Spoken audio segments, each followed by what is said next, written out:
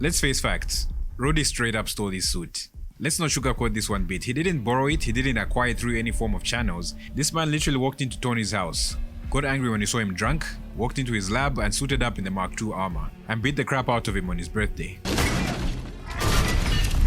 And not only that, he jacks the suit in Tony's face. Right before he takes off, he turns around and looks Tony dead in the eye for a good few seconds, giving it that "you left me no choice" type of scene. And right after that, he takes the suit and flies it straight to the US military.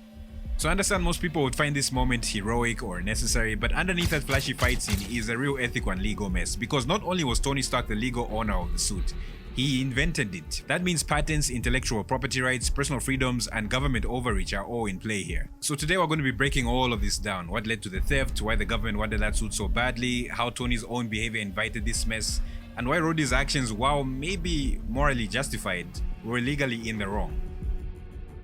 So after Iron Man 1, the world knows Tony is Iron Man. I am Iron Man. The government, not so excited about that one.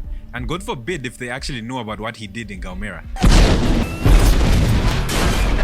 We need to thank Terrence Howard for sweeping that one under the rug. To the government, the suit is a privately owned weapon of mass destruction. Not registered, not regulated, not even properly patented. Just vibing somewhere in Malibu. And with that assessment, they drag Tony to Capitol Hill like he's about to get repoed. Senator Stern proceeds to argue that it's his priority to have the Iron Man suit, or rather the Iron Man weapon, handed over to the people of the United States. Basically, they want the suit, they want the tech, they want the control. Tony, on the other hand, says, "You want my property, you can't have it. The suit and I are one. No one else can replicate it, and I've privatized world peace." So at this point, the senator's had enough of Tony's smug remarks. What does he do? He calls on to Colonel James Rhodes for backup. The committee would now like to invite Lieutenant Colonel James Rhodes to the chamber. Rhodey? So he wasn't really backup in a sense. Rhodey was asked to write a report on the Iron Man situation. Now how Stern uses him as backup is he asks Rhodey to read specific lines and paragraphs to support his argument from his report. You do understand that reading a single paragraph out of context does not reflect the summary of my findings. Just read it, Colonel, I do. Thank you. Basically, he just wanted everybody to hear Rhodey say Iron Man is a threat to the entire nation. Now the mistake he makes here is asking Rhodey to show the public imagery of people trying to mimic the Iron Man armor. Rhodey protests just a bit, saying it's too early to show the public these pictures, but the senator just says, just show it to us. Intelligence suggests that the devices seen in these photos are in fact attempts at making manned copies of Mr. Stark's suit. These pictures barely showed anything worth worrying about. But what the senator doesn't know is Tony is well aware about anybody who's trying to replicate his suits, including themselves. And this is where the humiliation begins, because Tony starts to reveal all the videos of Iran, North Korea, including Hammer Industries horribly failing at trying to mimic the Iron Man armor. Justin, you're on TV, focus up. Hammer Industries being the absolute worst because the test pilot actually dies on screen. Turn to the right. So with this, Tony didn't just defend himself, he clowned his entire competition on live TV at a government hearing. And he also won his case, by the way. Alright, so now let's fast forward to Tony's birthday. In Iron Man 2, Tony is not exactly at his best. He's actually dying from palladium poisoning. I'll explain more on that in a bit, but his mental state is breaking down. Instead of seeking help, he drinks, he parties, he turns his home into a chaotic mess. And to make things worse, he's doing all of this while wearing the Iron Man suit. Now this is where Colonel James Rhodes steps in. Rhodey enters the house, sees what's going down, and demands Tony stand down because he's stuck his neck out for him several times with the government. Pepper tries to control the situation, but Tony doesn't give a damn. And what does he do? He starts shooting repulsors in the house with people indoors. And if anybody, Pepper, doesn't like it, there's the door. This alone is what set Rhodey off, and what he does is he walks into Tony's lab, finds the Mark II, suits up, equips it without permission by the way, and he goes back upstairs with literal iron fists, telling Tony to shut that shit down. Tony just says, hell nah, let's get it.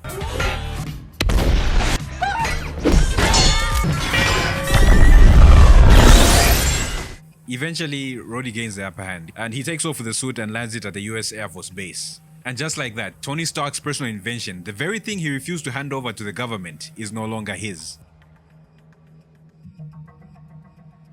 Okay, let me get Rhodey off the hook and explain his sentiments to the whole situation. And also explain what Tony was going through throughout the whole time this was happening. First, let's start with Tony. Now this is the other side of the coin. Tony was spiraling. His palladium core, the thing keeping him alive, was also killing him.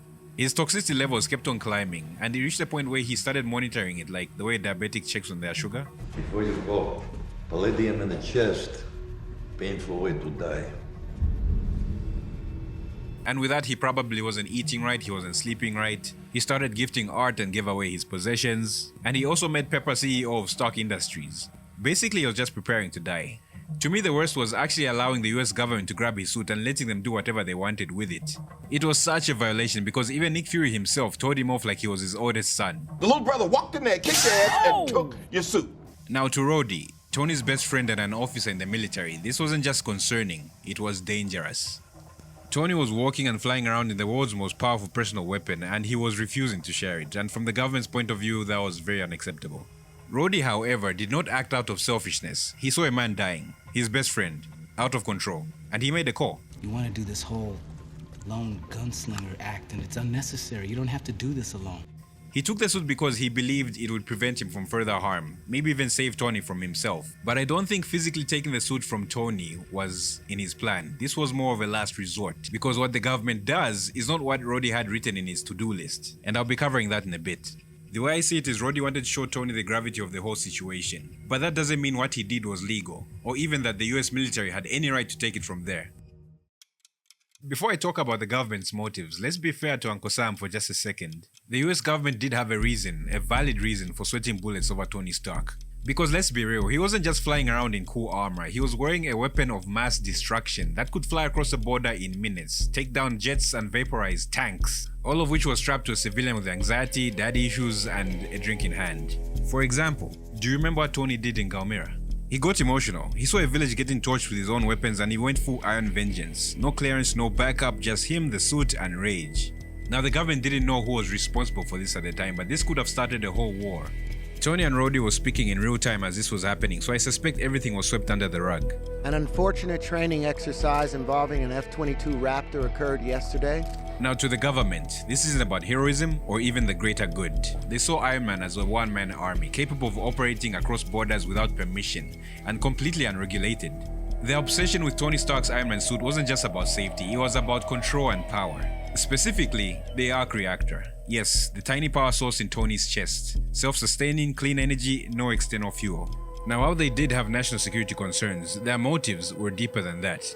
Before all of this, Tony was the government's golden boy, the top arms dealer in the country. Tony was selling missiles, bombs, Jericho tech, all in bulk to the US military, but the moment he refused to share his tech and he says, nah, I'm out of the weapons game, they turned hostile on him. When this man has no idea what he's doing, he thinks of the Iron Man weapon as a toy. Instead of respecting boundaries, they went and handed the stolen Mark II suit to Justin Hammer, who went and riced the suit with guns, missiles, and a shoulder minigun. Now I'm not saying Justin made this suit look horrible, if anything he gave it some much needed personality. The problem here is they were personalizing it. They even gave it a name, I think. They called it the Variable Threat Response Battle Suit. And here's another twist. Do you remember Captain America the Winter Soldier?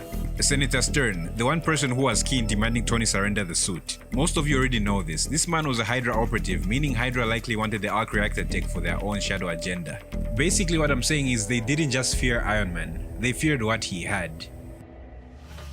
Okay, let's look at legalities now. Throughout the film, it may appear like Tony didn't even care that his suit was in the government's hands. Yeah, we can excuse him, that man was dying. But behind the scenes, Pepper was doing work. She and the team at Stark Industries had the best lawyers in the country trying to pursue this issue. It was an illegal seizure of trademark property. Tony built his first Iron Man suit in a cave. He refined it with Stark Industries tech.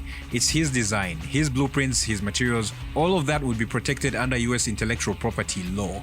This means any reproduction, repurposing, modification, or even deployment of his tech without his permission is illegal. So even though Rhodey is in the military, he has no right to transfer privately owned technology to the US government. Making it worse is when the military lets Hammer Industries upgrade the suit, they cross a line from protective custody to full-on IP theft.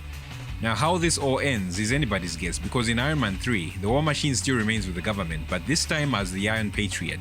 Same suit, but painted red, white, and blue. Look at that. I suspect Tony just let everything slide because Rhodey, his best friend, was the one piloting that thing from start to finish. Also, the Iron Patriot is a whole different suit, so I'm sure Tony had a hand in this and everything at the end of the day was calm. But if Tony went head to head with the government, these are my thoughts. Even if he won the lawsuit, the law wouldn't allow him to stop the government from using it. He'd only get paid for damages. But that's how US patent rules work. The government can override patents whenever it wants. Another issue to note here is maybe Stark may have not patented everything in the first place. Filing a patent means revealing secrets, and the last thing he needs is supervillains reverse engineering his work. Instead, he could be relying on trade secrets, which offer almost no protection against government use, and if this case went to court, years of legal battles, appeals, bureaucratic delays with no guarantee of a meaningful victory. So those are my thoughts on the topic. By the way, I stand to be corrected, guys. It's an open debate, so I'm curious to hear your thoughts and opinions in the comments below. I'll see you in the next one.